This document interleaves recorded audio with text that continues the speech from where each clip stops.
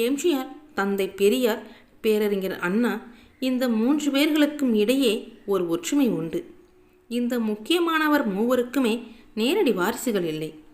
எம்ஜிஆர் தனது படங்களில் பாடி நடித்த கருத்துக்கள் எல்லாம் பிறகு அவர் வாழ்வில் அப்படியே நடந்துள்ளன. திரையில் அவர் பாடி நடக்காமல் போன பாடல் பணம் படைத்தவன் படத்தில் இடம்பெற்ற எனக்கொரு மகன் பிறப்பான் என்ற பாடல். அவன் என்னைப் போலவே பிறப்பான் என்று பாடியிருப்பார். சத்யா ஸ்டுடியோவில் மாட்டுக்கார வேலன் படத்தின் படப்பிடிப்பு நடந்து கொண்டிருந்தது. ஒரு நாள் எம்ஜிஆருடன் இயக்குனர் ப. நீலகண்டன், ஜெயந்தி ஃபிலிம்ஸ் அதிபரும் படத்தின் தயாரிப்பாளருமான கனகசபை ஆகியோர் பேசிக்கொண்டிருந்தனர். அப்போது எம்ஜிஆரிடம் ப. நீலகண்டன் அவர்கள், உங்களுக்கு குழந்தை இருந்திருந்தால் ரொம்ப நல்லா இருந்திருக்கும், நாங்கள் எல்லாம் பார்த்து சந்தோஷப்பட்டிருப்போம் என்று கூறினார். கடவுள் எங்களுக்கு அப்படி கொஞ்சி மகிழும் வாய்ப்பை கொடுக்கவில்லை என்றார். அதற்கு எம்ஜிஆர், என் 2வது மனைவி சதானந்தவதிக்கு 2 முறை கரு உண்டாகி அபார்ஷன் ஆகிவிட்டது. அதுகூட எனக்கு பெரிய வருத்தம் இல்லை. நான் கஷ்டப்படுற காலத்திலே எங்கள் அம்மா இருந்தாங்க. இப்போ நான் வசதியாக இருக்கும்போது எங்கள் அம்மா என் கூட இல்லை. கஷ்டத்தை அனுபவித்தவங்க கொஞ்சம் சுகத்தை அனுபவிக்கவில்லையே என்பதுதான் என்னுடைய வருத்தம் என்று சொன்னார். கூட இருந்தவர்களின் இதயம் கூட கனத்து போய்விட்டது. ரவீந்தர் என்பவர் எம்ஜிஆருக்கு நெருக்கமான வட்டத்தில் இருந்தவர். இஸ்லாமிய சமுதாயத்தைச் சேர்ந்த இவரின் இயற்பெயர் காஜா மொய்தீன். சொந்த ஊர் நாகூர். எம்ஜிஆர் வைத்த பெயர் ரவீந்தர். எம்ஜிஆர் நாடக மன்றத்தின் இடிந்த கோயில் நாடகத்திற்காக இன்பக்கனவு என்று பெயர் மாற்றம் செய்யப்பட்டது. அந்த வசனத்தை எழுதியவர் அவர்தான். நாடோடி மன்னன் படத்திலும் கவியரசு கண்ணதாசனுடன் சேர்ந்து வசனம் எழுதியுள்ளார். நாடோடி மன்னன் படத்தின் வெற்றி பற்றி குறிப்பிடும்போது ரவீந்தரின் திறமையை எம்ஜிஆர் பாராட்டியுள்ளார். எம்ஜிஆரின் பல படங்களுக்கும் வசனம் எழுதியுள்ளார். எம்ஜிஆர் பிக்சர்ஸ் ரவீந்தர் என்று அறியப்பட்டவர்தான் அவர். ரவீந்தருக்கு 1958ஆம் ஆண்டு திருமண ஏற்பாடுகள் நடந்தன. அது பற்றி எம்ஜிஆரிடமும் அவரது அண்ணன் சக்கரபாணியிடமும் ரவீந்தர் அவர்கள் தெரிவித்தார்.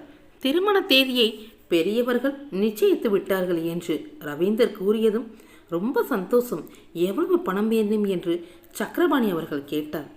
வெறும் 16 ரூபாய் மட்டும் கொடுங்கள் என்றார் ரவீந்தர். எம்ஜிஆருக்கும் சக்கரபாணிக்கும் சற்று குழப்பம். பின்னர் கலகலவென சிரித்த சக்கரபாணி, என்னையா 16 ரூபாய்க்கு கல்யாணம், பிரியாணிக்கு கூட ஆகாதே என்றார்.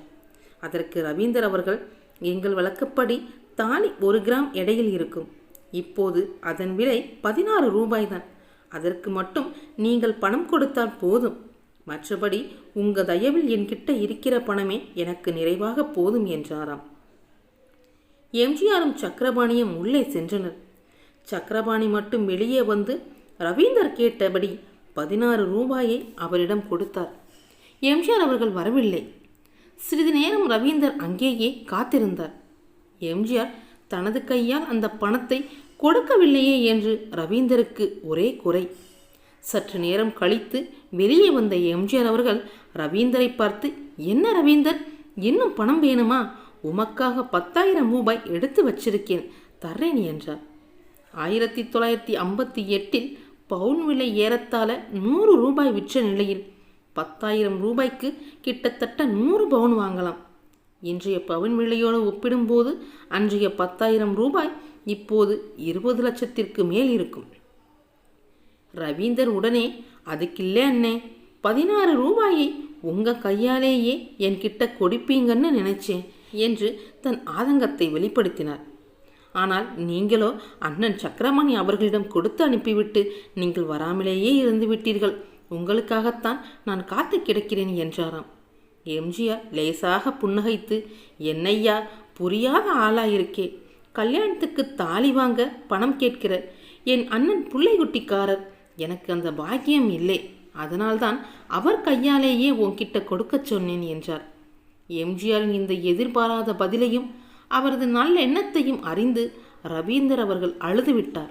அதன் பிறகு ரவீந்தர் அவர்கள் அந்த 16 ரூபாயை மறுபடியும் எம்ஜிஆர் அவர்களின் கையில் கொடுத்து, என்னை வாழ்த்தி இந்த பணத்தை என் கையில் கொடுங்கள் அண்ணே என்று கூறினாராம். உங்கள் கையை விட ராசியான கை இந்த உலகத்தில் நான் கண்டதில்லை. அதனால் எனக்கு நீங்கள்தான் கொடுக்க வேண்டும், உங்கள் கையாலேயே கொடுங்கள் என்று ஆசீர்வாதம் கேட்டாராம். எம்ஜிஆரும் கண் கலங்கி ரவீந்தரை அணைத்தபடி நல்லாயிரும் என்று வாழ்த்தி அந்த பணத்தை ரவீந்தர் அவர்களின் கையில் கொடுத்தாராம். அதன் பிறகு ரவீந்தர் அவர்களுக்கு 6 குழந்தை பிறந்ததாம். எம்ஜிஆருக்கு எப்போதுமே ஒரு குணம் உண்டு. தன்னோடு தொடர்புடைய எல்லாருக்கும் எதையாவது கொடுக்க வேண்டும், அவர்களை மகிழ்ச்சிப்படுத்த வேண்டும் என்ற எண்ணமும் வள்ளல் தன்மையும் அவருக்கு உண்டு.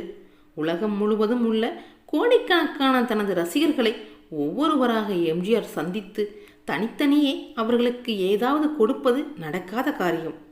எம்ஜிஆருக்கு குழந்தைகள் இருந்திருந்தால் 2, 3 அல்லது 4-5 பேரோ இருந்திருக்கலாம்.